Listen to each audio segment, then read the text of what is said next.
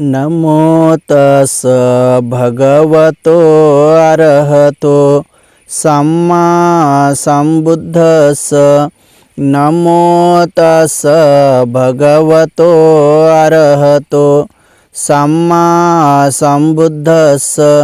नमो तस् भगवतो अरहतो सम्मा संबुद्धस्स। महाकारुणिक तथागत सम्यक संबुद्ध, तथागतांचा सद्धम्म, तथागतांचा पावन पवित्र भिक्खू संघ या तीन रत्नाला प्रथम त्रिवार अभिवादन। ज्यांच्यामुळे आपणा सर्वांना हे तीन रत्न लाभले असे बोधिसत्व डॉक्टर बाबासाहेब आंबेडकर यांच्या समग्र धम्मक्रांतीला शेवटच्या श्वासापर्यंत समर्पण।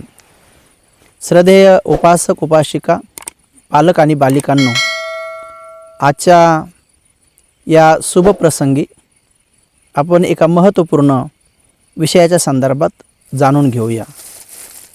अनेक लोक असा विचार करतात की आपण दान का द्यायचे असते। तथागत सम्यक संबुद्ध म्हणतात की दान हा बोधिसत्वांचा सद्गुण आहे आणि दान हा मनुष्य जीवनाचा सर्वात श्रेष्ठ असा एक सद्गुण आहे। कारण दान दिल्यानंतर मनुष्याच्या चित्तामध्ये एकतर दया उत्पन्न होते, नाहीतर श्रद्धा उत्पन्न होते। आणि दयाळू आणि श्रद्धाळू व्यक्ती हा नेहमी वर्तमानामध्ये सुखपूर्वक जीवन जगतो, मृत्यूक्षणी सजग राहतो आणि मेल्यानंतर सुद्धा तो सुगतीला म्हणजे सुखाच्या गतीला उत्पन्न होतो। तथागत सम्यक संबुद्धाच्या जीवनातला त्या काळात घडलेला एक प्रसंग आपण ऐकूया आणि मग आपल्या लक्षात येईल की दान आपण का दिले पाहिजे। ज्यांना ज्यांना हे कळलं तो व्यक्ती स्वतःहून शोधून जिथे जिथे आपली दया वाढेल अशा प्रकारचं दान देत राहतो, किंवा ज्या ज्या ठिकाणी त्याची श्रद्धा वाढीस लागेल तर त्या त्या ठिकाणी तो दान देत राहतो आणि आपला सद्गुण वाढवून घेतो। असेच एकदा आपले तथागत सम्यक संबुद्ध एका नगरामध्ये उपदेश देण्यासाठी आले होते। लाखो लोक तथागतांचा उपदेश ऐकण्यासाठी आले होते। ज्याप्रमाणे साखरेचे काही दाणे किंवा कुठं एखाद्या गोडवा पडला तर मुंग्या जशा एका रांगेने येतात, त्यांना निमंत्रण देण्याची गरज पडत नाही, तशाच धर्म अभिलाषी किंवा धर्माची गोडी असलेले सगळे लोक त्या ठिकाणी आले होते। आपले तथागत सम्यक संबुद्ध त्या ठिकाणी सांगतात की दानदाते हे 4 प्रकारचे असतात। एक पहिला प्रकारचा दानदाता असतो की जो स्वतः दान देतो, परंतु तो दुसऱ्यांना, आपल्या ज्ञातिगणाला, नातेवाईकाला, मित्रांना व समाजातील इतरांना तो प्रेरणा देत नाही दान देण्याची। तो केवळ एकटाच दान देतो आणि त्याच्या ह्या दान सद्गुणामुळे, दानाचं फळ प्राप्त झाल्यामुळे तो या जन्मामध्ये धनवान बनतो, सुखी बनतो, मृत्यूक्षणी सजग राहतो आणि जिथं कुठं उत्पन्न होतो अरहंत होण्याच्या अगोदर, तर तो तिथं महाधनवान म्हणून उत्पन्न होतो। कारण एक जमिनीमध्ये जर आपण गव्हाचा दाणा लावला तर गव्हाच्या त्या झाडाला 2, 4, 5 ओंब्या लागतात। एका ओंबीला 20, 25, 30 दाणे लागतात। म्हणजे एका गव्हाच्या बदल्यामध्ये कमीत कमी 100-150 गहू आपल्याला मिळतात। तसं दानाचं पण असं असतं की दान देणं नव्हे, दान पेरणं आहे। ते दिल्यानंतर अनेक पटीने आपल्याला त्याचा लाभ होतो। हे तथागतांनी बोधिचित्तामध्ये जाणलेलं आहे। म्हणून ते म्हणतात की तो व्यक्तिगत दान देतो, त्यामुळे तो जिथं जिथं कुठं उत्पन्न होतो तिथं महाधनवान किंवा धनवान म्हणून उत्पन्न होतो। पण मात्र त्याचे नातेवाईक, त्याचे मित्रपरिवार आणि सगळे निर्धन म्हणून उत्पन्न होतात। कारण की ते त्यांनी प्रेरणा दिलेली नाही आहे, त्यामुळे त्यांनी कर्म केलेलं नाही आहे। दुसऱ्या प्रकारचा दानदाता असा असतो की जो दुसऱ्यांना द्यायला लावतो, मित्रांना सांगतो, नातेवाईकाला सांगतो, परिवारांना सांगतो, सगळ्याला सांगतो की दान द्या, दान द्या। दान देणं खूप चांगलं असतं, पण स्वतः मात्र कधी दान देत नाही। त्यामुळे तो स्वतः हे सद्गुण धारण करत नाही, पण बाकी सगळे त्याचे ऐकून त्याचे नातेवाईक, मित्रपरिवार, सगळे साथी, सगळे लोक दान देणं शिकतात आणि त्यांनी हा सद्गुण धारण केल्यामुळे ते ह्या जीवनामध्ये निर्लोभी बनून, त्यागी बनून, दयाळू बनून श्रद्धावान बनून जीवन जगतात आणि साहजिकच ते त्यामुळे धनवान होतात आणि मृत्यूच्या नंतर सजग मरण पावतात आणि जिथं कुठं उत्पन्न होतात तिथं ते महाधनवान उत्पन्न होतात. पण मात्र हा एकटा त्यांच्यामध्ये निर्धन म्हणून जन्माला येतो. आपण समाजामध्ये बघत असाल की कुठे कुठे सगळे नातेवाईक श्रीमंत आहेत, पण त्याच्यामध्ये एक्का दुक्काच कोणतरी गरीब आहेत, की बाकीचे तो म्हणतो की अरे सगळे नातेवाईक धनवान आहेत परंतु मात्र हाच एक निर्धन आहे. कुठे कुठे तुम्ही पाहिलं असेल की सगळे नातेवाईक धनवान आहेत, निर्धन आहेत, पण त्याच्यामध्ये एकच कोणतरी धनवान आहे. आपण पाहत असेल समाजामध्ये हे चित्र आपल्याला दिसतं. कारण त्याचं कारणच हे आहे की जो एकटा धनवान आहे बाकी सगळे निर्धन आहेत, तर कारण त्याने एकट्यानं दान दिलं असतं, बाकीच्यांना प्रेरणा दिली नसती. सगळे धनवान आहेत आणि तो एकटाच निर्धन आहे, तर त्याने सगळ्यांना प्रेरणा दिली असती पण स्वतः दिलेलं नसतं, म्हणून ह्या त्याचा परिणाम असतो.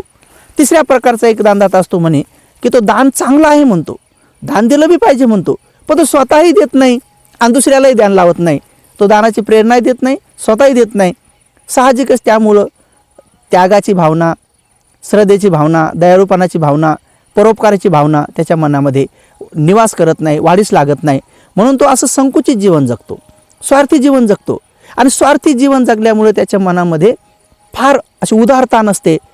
त्याच्या मनामध्ये नेहमी द्वेष, लोभ, राग निवास करतात आणि त्यामुळे तो रोगांचा, आजारांचा शिकार बनतो आणि अल्पायुष्यामध्ये सुद्धा कधी तो मरण पावतो. आणि मरताक्षणी सुद्धा खिन्न असतो की ही गोष्ट मला प्राप्त झाली नाही, ती गोष्ट मला प्राप्त झाली नाही. इतरांच्या ज्या ज्या काही सुखसुविधाच्या गोष्टी होतात त्या मनुष्य जन्मात त्याला न मिळाल्यामुळे तो दुःखी कष्टी व्याकुळ होऊन मरण पावतो आणि त्यामुळे मेल्यानंतर दुर्गतीला जातो. कारण की त्याचं चित्त शेवटचं हे अप्रसन्न होतं, त्यागी नव्हतं, तर ते लोभी होतं, द्वेषी होतं आणि मोही होतं. म्हणून हा तिसऱ्या प्रकारचा. चौथ्या प्रकारचा असा असतो की स्वतःही प्रसन्न होतो, स्वतःही दान देतो, इतरांनाही दान देण्यासाठी तो प्रेरणा देतो आणि सगळे त्याचे ऐकून दान देतात आणि तोही दान देतो. त्यामुळे स्वतःही त्यागी जीवन जगतो, इतरांनाही त्यागी जीवन जगायला होतो, स्वतःही श्रद्धावान असतो, इतरांनाही श्रद्धावान बनवतो, स्वतःही दयाळू असतो, इतरांना दयाळू बनवतो. आणि म्हणून तो या जन्मामध्येच धनवान बनत जातो, निरोगी बनत जातो. आणि त्यामुळं धनवान निरोगी असल्यामुळे हा सगळ्या सुखसुविधाचा त्याने उपभोग घेतलेला असतो आणि त्याग भावना त्याच्या चित्तात असते, परोपकार भावना त्याच्या चित्तामध्ये असते. आणि म्हणून मरताक्षणी तो सजग मरण पावतो आणि मेल्यावर सुद्धा चांगल्या ठिकाणी तो उत्पन्न होतो. हा उपदेश तथागतांनी सम्यक संबुद्धाने दिला. त्या ठिकाणी एका खेड्या गावातला एक व्यक्ती आला होता. त्याने हे प्रवचन ऐकल्याबरोबर त्याच्या मनामध्ये उत्पन्न झालं की मी चौथ्या प्रकारचा बनलं पाहिजे. आणि म्हणून तो तथागताच्या जवळ गेला, त्यांच्या पायावर सुचरणावर आपलं डोकं ठेवलं आणि म्हणाले, भगवान माझ्या गावचं निमंत्रण स्वीकारा ना. कारण याच्या मनामध्ये आलं होतं की मी स्वतः दान देतो आणि सगळ्या गाववाल्यांना दान द्यायला होतो, कारण मग मी चौथा प्रकार होईन की मी सुखी होईन आणि सगळ्या गावाला सुखी होतील. आणि तथागताने त्याचं ते चित्त जाणलं आणि तथागताने त्यांना मौन राहून त्याचं भोजन स्वीकारलं. तो गावात गेला, इकडे निमंत्रण भगवंताने स्वीकारलं, खुशीने गेला आणि गावातल्या सगळ्या लोकांना प्रेरणा देऊ लागला. या या या या या तथागत भिक्खू संघासहित उद्या आपल्याकडे येणार आहेत, तर भोजन दान कोणाकोणाला द्यायचं असेल भिक्खू संघाला तर प्रेरणा देऊ लागला. तर जे श्रद्धावान होते ते म्हणाले किती मोठा भिक्खू संघ आहे. आता 1250 भिक्षू त्या काळात भगवंतासोबत होते. मग कोणी म्हणाले की आम्ही 500 भिक्षूंना भोजन देतो, कोणी म्हणे आम्ही 400ला देतो, 200ला देतो, 100 भिक्षूंना भोजन देतो. असे सगळे लोक प्रसन्न चित्ताने त्याचं ते निमंत्रण स्वीकारू लागले आणि पुण्यास तयार होऊ लागले. त्याला भली खुशी वाटू लागली की अरे वा, मी दानी आणि इतरांना बी दानी बनवू लागलो, मी चौथ्या प्रकारचा दानदाता होणार आहे आणि मी खूप सुखी होणार आहे. असं करत करत करत तो त्या गावच्या एका अकिंचन व्यक्तीकडे गेला. अकिंचन म्हणजे एकदम निर्धन, ज्याचं काहीच नाही, शेतीबाडी नाही, काय नाही, लोकांच्या उष्ट्या पाष्ट्यावर जगणारा, त्याच्या स्वतः मालकीचं घर नाही, असंच कुठंतरी शासकीय जागेमध्ये पाल टाकून राहणारा, झोपडी बनवून राहणारा दुसऱ्यांच्या जागेत, असा निर्धन व्यक्ती, गरीब व्यक्ती त्याच्याकडे गेला आणि म्हणे, अरे भल्या माणसा, आपल्या भगवंत आपल्या गावात येत आहेत, भिक्खू संघ येत आहेत, तर तो भोजन दानासाठी तुला जर तारीख घ्यायची असेल तर तू सांगायला एखाद्या कोणा भिक्षूला भोजन देशील का. तर तो म्हणाला, मीच उष्ट्या पाष्ट्यावर जगतो आणि मलाच भोजन मिळत नाही, मी कुठून देऊ. आणि तो भल्या माणसाही तू गावाल्याला टेन्शनच आणलं म्हणे. द्यायचं होतं तू एकट्याने द्यायचं होतं, सगळ्याला काय म्हणे वही पेन घेऊन फिरू लागला आणि सगळ्या गावाल्याला सांगू लागला, तर हे काही चांगलं नाही म्हणे, तुझं काही बरोबर नाही म्हणे. तर त्याला त्याचा भला रागच आला आणि तो त्याला म्हणाला की अशा प्रकारचं तुझं वागणं काही चांगलं नाही, तू दानाची प्रेरणा इतरांना काही देऊ नको. आणि मग ते बरोबर नाही झालं, दानाची प्रेरणा देऊ नको. आणि मग तो मात्र दानाची प्रेरणा देण्यासाठी फिरूच लागला आणि मग म्हणाला की तू किती जणाला भोजन देतो. तर हा म्हणाला, मी नाही देऊ शकत एकाला बी. मग त्यांनी काय केलं, याला प्रवचन दिलं. अरे भल्या माणसा, दानदाते 4 प्रकारचे असतात. बुद्धाने सांगितलेलं आहे की एक जण स्वतः देतो म्हणून तो एकटाच श्रीमंत होतो, नातेवाईक नाही होत. एक जण दुसऱ्याला द्यायला होतो म्हणून सगळे नातेवाईक श्रीमंत होतात, पण तो एकटाच नाही होत. एक जण स्वतः देत नाही, दुसऱ्याला देऊ देत नाही म्हणून तो निर्धन राहतो. बघ तू एकटाच या गावात अकिंचनेस का? तू एकटाच तरुण असताना निर्धन आहे, तुझ्याकडे काहीच नाही, कारण तो 3ऱ्या प्रकारचा आहेस. आणि एक असो स्वतः देतो मित्रांना द्यायला होतो म्हणे, तर तो 4थ्या प्रकारचा आहे म्हणे. मग असं म्हटल्यामुळं त्यालाही प्रेरणा उत्पन्न झाली. ते म्हणाला हो असं आहे का म्हणे, मग एक काम कर म्हणे, एका भंतेजीचं नाव ले म्हणे, मी एका भंतेजीला भोजन देतो म्हणे. आता असं म्हटल्याबरोबर त्याला वाटलं ठीक आहे, याचं नाव आपण ध्यानात ठेवू, याचं लिस्टमध्ये काय घ्यायची गरज नाही, लिस्टमध्ये नाव टाकायची काय आवश्यकता नाही. आणि म्हणून त्यांनी त्याचं नाव लिस्टमध्ये काय घेतलं नाही, ध्यानात ठेव म्हणे. आणि मग हा घरी गेला, त्याच्या पत्नीला म्हणे, अगं म्हणे मी तुला एक पुण्यसंधी आणली म्हणे. तिनं तर पुढंच पदर केला म्हणे, टाका याच्यात काही, कारण तो रोज मागूनच आणत होता ना. तर अगं तसं नाही म्हणे, आपल्या गावात आता अगं बुद्ध येणार आहेत, भिक्खू संघ येणार आहे आणि त्याचं भोजनाचं निमंत्रण आपल्या गावाला दिलेलं आहे, त्यातल्या एका भंतीजीला मी भोजन देणार आहे असं निमंत्रण स्वीकारलं. ती म्हणे बाई बाई बाई बाई काय केलं म्हणे तुम्ही, आपणच उष्टपाष्ट्यावर जगतो कुठून द्यायचं भोजन म्हणे. नाही नाही म्हणे, आपण एक दिवस काय होत नाही, कष्ट करू, काम करू म्हणे, काम करून होत नाही पण आपण भिक्षूला भोजन देऊ म्हणे. अगं ती म्हणे नाही नाही म्हणे, तुम्ही उगंच काम केलं म्हणे हे. अगं म्हणे दानदाते 4 प्रकारचे असतात, एक स्वतः देतो म्हणून धनवान होतो, एक दुसऱ्याला द्यायला होतो म्हणून ते नातेवाईक होतात, एक स्वतः देत नाही दुसऱ्याला देत नाही. बघ ना म्हणे, आपण दोघंच काऊन गरीब आहेत. आणि एक स्वतः देतो दुसऱ्याला द्यायला होतो म्हणे, 4था प्रकार श्रेष्ठ असतो म्हणे. मग तिलाही ते पटलं. बरं ठीक आहे, एक भंतीजीला. दोघंही कामाला गेले. इकडे हा लाकूड तोडायला गेला कारण त्यांच्या घरी 4-500 भिक्षू भोजनाला येणार होते. ती पण कोणाच्या तरी घरी गहू तांदूळ निसायला गेली. खुशीनं दोघं काम करत होते. त्या घरी त्यांना प्रश्न विचारला, का गं म्हणे खुशीनं काम करत नसती कधी. त्याला पण म्हणे, का रे तू खुशीनं काम करत नसतो, आज खूपच खुशीनं काम करू लागला. तर हो म्हणे, कारण माझ्याकडे उद्या एक भंतेजी भोजनासाठी येणार आहेत. ते मालक म्हणे, अरे एवढं कठीण कर्म, दुष्कर्म जे आमच्यासाठी ठीक आहे, पण तू निर्धन आहेस, तू गावातून मागून आणतोस, तू पण पुण्य करतो म्हणे. हो मी पण पुण्य करतो. अरे काम झाल्यावर मला भेटून जा. अगं काम झाल्यावर मला भेटून जा. दोघांनी आपल्या मालकांना काम झाल्यावर भेटले. याला पगार भेटला पण बक्षीस म्हणून भारीतले भारी तांदूळ भेटले. तिला बी त्याचा मोबदला मिळाला कामाचा, पण बक्षीस म्हणून तिला पण काय झालं, बक्षीस म्हणून तिला मसाल्याचे पदार्थ मिळाले. दोघंही घरी आले म्हणे, अरे अरे अरे अजून तर आपण पुण्य केलं पण नाही, तर आपल्याला त्याचं फळ मिळालं. आणि म्हणजे दोघंही सुंदर पद्धतीने भोजन तयार करू लागले. पण दोघांनाही काही स्वयंपाक येत नव्हता, कारण कधी त्यांनी स्वयंपाक बनवला नव्हता. आणि मग त्या ठिकाणी त्या दोघांनी पण स्वयंपाक करण्याचं काय करावं. भगवंताच्या त्रिपिटकाच्या मध्ये पाली साहित्यामध्ये असं वर्णन आलेलं आहे की त्या ठिकाणी शक्र देवराज विचार करू लागला की अरे यांनी किती कठीणाईमधून कष्ट करून भोजन द्यायचं ठरवलेलं आहे. आणि म्हणून ते वेगळं रूप धारण करून तिथे येऊन म्हणतात की ज्यांना स्वयंपाक बनवण्यासाठी स्वयंपाकी लागत असेल त्यांनी सांगावं. हे म्हणे हां आम्हाला लागतो, पण म्हणे माझी एक अट आहे की मी स्वयंपाक बनवून देतो, पण मी फ्रीमध्ये बनवून देतो, काही मोबदला घेणार नाही. तर हे म्हणे आम्हालाही तसंच पाहिजे, आमच्याकडे काही मोबदला नसं काही नाही. मग यांनी ते मसाले आणि ते तांदूळ दिले, भारीतले भारी यांनी भोजन बनवलं आणि शक्रदेवराजाने बनवलं. आणि ते बिचारा ज्या ठिकाणी भिक्षू वाटल्या जाणार होते त्या ठिकाणी हा उघडा पागडा माणूस आकिंचन तिथं गेला. ज्या गावकऱ्यांनी सगळ्या गाववाल्यांची जी तारीख घेतली होती, जी तारीख मिळवली होती, तर त्या गावकऱ्यांनी काय केलं, सगळ्यांना तिथं बोलवलं आणि म्हणे हे 500 भंतेची तुम्ही घेऊन जा, हे 400 तुम्ही घेऊन जा, हे 300 तुम्ही घेऊन जा. ज्याचे लिस्टमध्ये नाव होतं त्या सगळ्यांना पाठवलं. याची पत्नीसुद्धा घरी पोतडं टाकून बसली होती की कोणते भंतेजी भेटतात कोणते नाही. हाही खुश होता उघडा माणूस, दोन्ही हात जोडून बसला. आणि वाटता सारे भंतेजी संपले, एकही भिक्षू राहिला नाही आणि याच्या वाट्यावर कोणीच आलं नाही. नंतर हात जोडून म्हणे, मित्रा माझ्या एक भंतेजीचं काय झालं, मी पण एक भंतेजीला भोजन देणार आहे ना. अरे अरे अरे अरे म्हणे मी विसरलो गाड्या, म्हणे तुझं नावच नाही राहिलं टाकलं म्हणे मी, तर जाऊ दे म्हणे तू पुढच्या वेळेस कर म्हणे पुण्य. नाही म्हणे, एक तर मी भोजनदान द्यायला तयार झालो नव्हतो, तूच मला प्रेरणा दिली की दानदाते 4 प्रकारचे असतात म्हटला आणि म्हणून मी दान देण्यास तयार झालो. अरे मी माझ्या पत्नीनं खूप कष्ट केले रे म्हणे, काही कर पण एक भंतेजी मला दे म्हणे. असं म्हणून तो खाली जमिनीवर पडला आणि गडबड लोळू लागला, छाती बडू लागला. मित्र असं नको करू रे म्हणे, आम्हाला पण एक भंतेजीला भोजन देऊ दे म्हणे. तो म्हणे अरे यार काय करावं म्हणे, सगळे लोक भंतेजी आता घरी गेले, कोणाच्या घरून वापस पण येणार नाहीत. तर तो रडू लागला म्हणे असं नको करू. बाकीचे लोक पण विचारू लागले काय झालं, तर म्हणे अहो मी एक भंतेजीचं भोजन देण्याची तारीख घेतली होती पण यांनी मला एकही भंतेजी दिलं नाही. तोही बिचारा परेशान झाला. मग शेवटी त्याला आठवलं, अरे थांब म्हणे, जगाचे कल्याण मित्र तथागत सम्यक संबुद्ध आज कुठेही गेले नाहीत, अजून कोणाकडे गेले नाहीत, ते अजून कुटीमध्येच आहेत. काय सांगावं, तुझं जर पुण्य असेल तर जा म्हणे तू.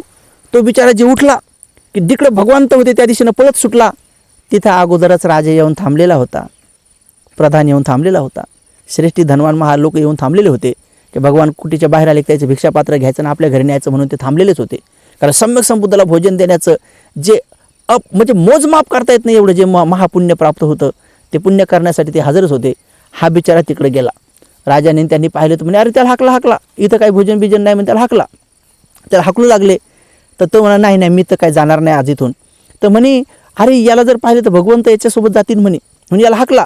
तो गेला आणि त्या कुटीच्या दरवाजाला असं डोकं ठेवलं, म्हणते अहो भगवान, या गावामध्ये जर दया करण्याच्या पात्रतेचं कोणी असेल, अहो भगवान परोपकार करण्याच्या पात्रतेचं जर कोणी असेल, ज्याच्यावर कीव करण्याच्या पात्रतेचं जर कोणी असेल, कोणावर उपकार करण्याच्या पात्रतेचं जर कोणी असेल, मदत करण्याच्या पात्रतेचं कोण असेल तर मी आकिंचन. अहो भगवान अनुकंपा करा, माझ्यावर दया करा, करुणा करा आणि दरवाजा खोला आणि माझं निमंत्रण स्वीकारा. असं म्हटल्याबरोबर भगवंतांनी लगेच काय केलं, दरवाजा उघडला आणि आपलं भिक्षापात्र त्याच्या हातात दिलं. दिल्याबरोबर एवढा खुश झाला, जसा हारलेला राजा पुन्हा जिंकल्यानंतर डोक्यावर जसा तो राजमुकुट ठेवताना प्रसन्न होतो तेवढा प्रसन्न झाला. म्हणते अहो मला कोण भेटलं, मला तथागत सम्यक संबुद्ध मिळाले. त्याच्या चेहऱ्यावर एवढं तेज, जसं की सूर्याचं सकाळचं तेज जसं पूर्ण पृथ्वीला प्रकाशित करतं तसं त्याचा चेहरा पूर्ण प्रसन्न झाला, एकदम प्रसन्न झाला आणि खुशीनं तो भगवंताला घेऊन आपल्या घराकडे चालला. आता याचं बिचाऱ्याचं घर असं पालाचं तुटकं फुटकं. सगळे गावचे लोक पाहू लागले का अरे भगवान याच्या पाठीमागे चाललेत. 6 रंग ज्यांच्या डोक्यातून चक्राप्रमाणे निघतो, सगळ्या अंगातून ज्यांच्या 6 रंगाची रश्मी निघते, असे शास्ता भगवंत जात आहेत. जमिनीवर ज्यांच्या रूपाचा प्रकाश पडलेला आहे, अशा भगवंताला पाहून सगळे लोक म्हणतात अरे याचं खूप पुण्य आहे. आणि ते घरी घेऊन जातो. त्याच्या घरात दरवाजा छोटा असतो, घरात पोतळं टाकलेलं असतं. भगवान सम्यक संबुद्ध कोणाच्या घरातून असे वाकून जात नाही. त्यांच्या ज्या पारमिता पूर्ण केलेल्या असतात त्या पारमितेचं फळ म्हणून दरवाजा एक तर वर किंवा जमिनीत बुद्धाच्या मापाचा होतो. आज खरंच दरवाजा थोडा वर पण गेला आणि खाली झाला, हे त्यांच्या पुण्य पारमितेचं फळ म्हणून भगवान तिथे जाऊन पोतळ्यावर बसतात. राजा पण मागोमाग जातो. राजा विचार करतो याच्या घरी जर चांगलं भोजन नसेल, तिथून भगवंताला उठून आणतो आणि घरी गेल्यानंतर भगवान बसतात.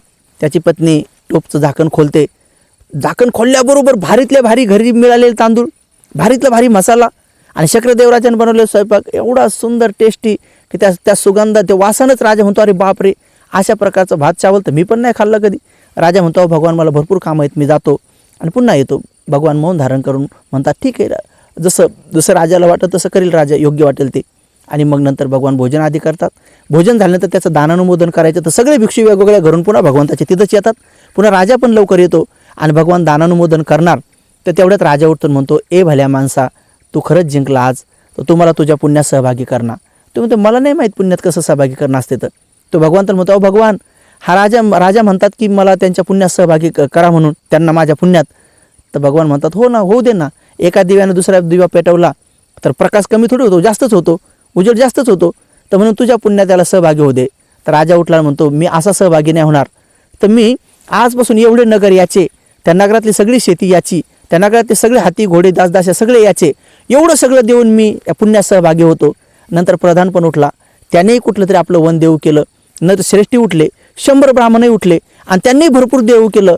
बघा, ज्याचं अन्न नव्हतं, वस्त्र नव्हतं, निवारा नव्हता, त्याने तथागताला दोघा नवरा बायकोनी कष्टानं भोजन दिलं आणि त्याच दिवशी त्यांना एवढा मोठ्या धनाचा लाभ झाला की सर्व गावामध्ये धनवान झाला, श्रेष्ठी झाला. आणि अशा रीतीने मग तो तिथून पुढं महान असे पुण्यकर्म करू लागला. रोज तथागत भगवान बुद्धाच्या 500 भिक्षूंना भोजन देऊ लागला. त्याच गरिबांना, इतरांना 500 लोकांना मदत करू लागला. रोज अन्नशाळा चालू लागला आणि अशा प्रकारे तो सुखाने जीवन जगला. मृत्यूक्षणी सजग राहिला, ध्यानामध्ये पक्का झाला आणि धर्माच्या वेगवेगळ्या पायऱ्या त्याने प्राप्त केल्या आणि अशा पद्धतीनं तो सुखी झाला. म्हणून उपासक आणि उपासिकांनो, आपणही नीतिनियमाने श्रद्धायुक्त चित्ताने दान द्या. तर केवळ आपणच दान नका देऊ, तर इतरांना सुद्धा प्रेरणा द्या की तुम्ही सुद्धा दान द्या म्हणून, कारण की ते आपल्यासाठी आणि पूर्ण मित्र ज्ञातिगणासाठी हितावह ठरेल. म्हणून उपासक उपासिकांनो, भारत बौद्धमय करण्यासाठी मी पण धम्ममय भारत मिशनचा प्रोजेक्ट सुरू केलेला आहे. 7.5 एकर जमीन आपण लोकांनी पाठवलेल्या, 1 रुपया दान मागतो आपण. महिन्यामध्ये फक्त आम्हाला 30 रुपये, नाही तर वर्षाला 365 रुपये, एका दिवशी 1 रुपयाप्रमाणे असं दान पाठवा. आपण 2 वर्षा अगोदर आवाहन केलं, लोकांनी भरभरून दान पाठवणं सुरू केलं. आपण 27 लाखाचा एक पगोडा तयार केला औरंगाबादला, त्यावर अर्धा किलो सोन्याची छत्री बसवली. सोन्याच्या डबीमध्ये बोधिवृक्ष ठेवला, 240 भिक्षूंना बोलून मोठं संघदान केलं, 7.5 एकर जमीन विकत घेतली. तिथं आपण इंग्लिश मिडियमची शाळा सुरू करून चिवरामध्ये मुलांना प्रशिक्षण देणार आहोत की जे मुलं उद्या बौद्ध धर्माचे प्रचारक आणि आचरक निर्माण होतील. आणि तिथं आपण मेडिटेशन सेंटर, एक चॅरिटी हॉस्पिटल फ्रीमध्ये दवा लोकांना आजार तो नीट करण्यासाठी देणार आहोत. अशा पद्धतीने बौद्ध धर्माचा प्रचार आणि प्रसार आपण करणार आहोत. तर सर्वांनी प्रेरणा उत्पन्न करा आणि या धम्ममय भारत मिशनसोबत रोज 1 रुपया दान व मुठभर धान्य अशा प्रकारे दान देऊन आपण सहभागी व्हा आणि बाबासाहेबाचा संकल्प पूर्ण करा. आपल्या पुण्यपारमिता अर्जित करा आणि विश्वधम्म राज्य करा. भवतु सबमंगलं, भवतु सबमंगलं, भवतु सबमंगलं. सर्वांचे मंगल हो.